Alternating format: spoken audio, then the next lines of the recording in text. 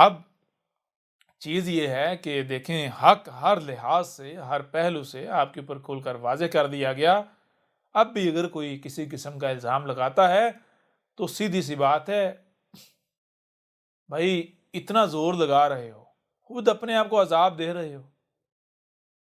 اتنا زور لگانے سے بہتر ہے اگر آپ کے پاس ثبوت ہیں, ثبوت پیش کر دو, آپ کو زور لگانا ہی نہیں پڑے گا. یہ جو رات دن اپنی جو ہے وہ گلا خشک کر رہے ہو, ہر طرف سے زور لگا رہے ہو اپنا کذاب ہے کذاب ہے کذاب ہے کذاب ہے, اتنا آپ کو محنت کرنی نہیں پڑے گی. جاؤ ثبوت لے آؤ, ثبوت پیش کرو, بات ختم.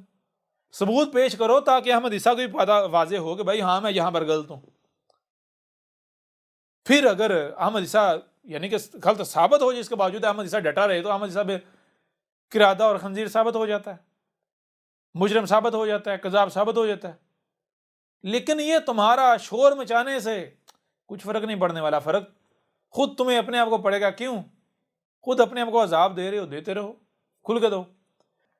لہٰذا الزامات لگانے والوں کے لیے رستے کھلے ہیں, اور ہم تو احمد عیسیٰ کی طرف سے کھلی آفر ہے.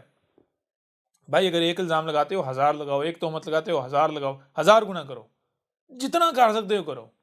اگر آپ نے دن میں 1 گھنٹہ مختص کیا ہوا ہے احمد عیسیٰ کو گالیاں دینے کے لیے, تو میں تو کہتا ہوں کہ وہ گھنٹہ کم ہے, بڑھا دو, بڑھا دو. کیوں؟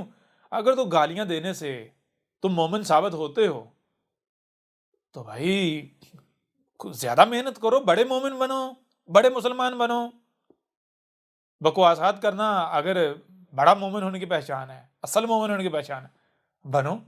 میں بھائی کیوں تمہارے مومن یا مسلمان ہونے کے راستے میں رکاوٹ پیدا کروں؟ آپ کی خواہش ہے کہ بڑا مسلمان بننے کی, اور مسلمان کی پہچان کیا ہے؟ گالم گلوچ لان تان.